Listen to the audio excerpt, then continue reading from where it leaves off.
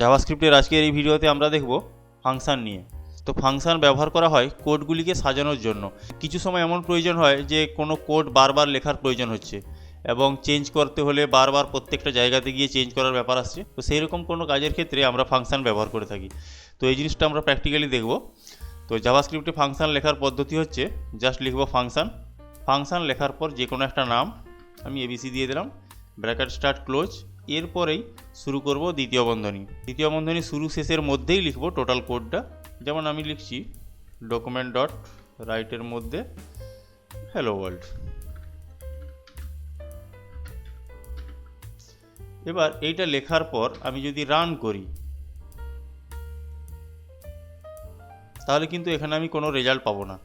কেন না, ফাংশান শুধু লিখে দিলে হবে না, ফাংশানকে ডাকতে হবে, অর্থাৎ ফাংশানকে কল করতে হবে। ফাংশান কল করার পদ্ধতি হচ্ছে জাস্ট এবিসি লিখব, ফাংশান নেম, এটা লিখেই রান যদি করি আমি, তখন আমরা দেখতে পাবো সেই কোডটা এসে গেছে। আমি একটু জুম করে নিই, 200% মতো, হ্যাঁ, এবার আমরা দেখতে পাচ্ছি এই কোডটা এসে গেছে। তো এবার এইটা যখনই প্রয়োজন হবে এবং যতবার প্রয়োজন হবে আমি ততবার ইউজ করতে পারি। যেমন আমি 4 বার ব্যবহার করলাম। এবার যদি আমি রান করি তাহলে আমি দেখতে পাচ্ছি 4 বার এসছে পরপর। এবার যদি পরের লাইন দিতে চাই তাহলে এইখানেই আমি বিআর ট্যাগ ব্যবহার করতে পারি, যেটা আমরা HTML এর কোড জানি বিআর পরের লাইনে আসার জন্য। এবার যদি আমি রান করি তাহলে প্রত্যেকটা কোড আলাদা আলাদা লাইনে চলে আসবে। এবার এমন হতে পারে যে বিভিন্ন রকম কোড লেখা হচ্ছে, তার মধ্যে একবার ফাংশানকে কল করা হচ্ছে। তো এমনও প্রয়োজন হয়, যেমন আমি যদি ডকুমেন্ট ডট রাইটের মধ্যে এইটাকে এখানে লিখে দিই, দিয়ে এখানে কিছু আর একটা লিখি, যেমন আমি এখানে সাপোজ ফাংশান লিখছি, ফাংশান, দিস ইজ ফাংশান, ব্যাস। এবার এইটা লেখার পর আমি যদি রান করি তাহলে আমরা এভাবে দেখতে পাবো দিস ইজ ফাংশন। আচ্ছা, এখানেও আমি একটা বিআর দিয়ে দিই, বিআর।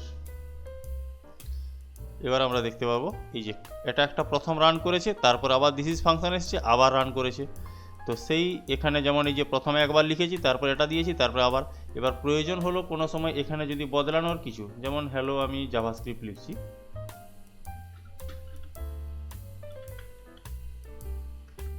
জাভাস্ক্রিপ্ট। এবার এইটা লেখার পর যদি আমি এখানে রান করি তাহলে কিন্তু প্রত্যেকটা জায়গাতে অটোমেটিক জাভাস্ক্রিপ্ট চলে আসবে।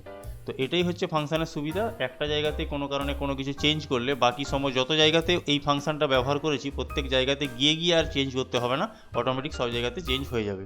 তো এটাই ছিল আমাদের ফাংশান লেখার পদ্ধতি এবং ফাংশানকে কল করা। এর পরের ভিডিওতে আমরা ফাংশান নিয়ে আরও কিছু জিনিস দেখব। তো আজকের মতো এতটাই।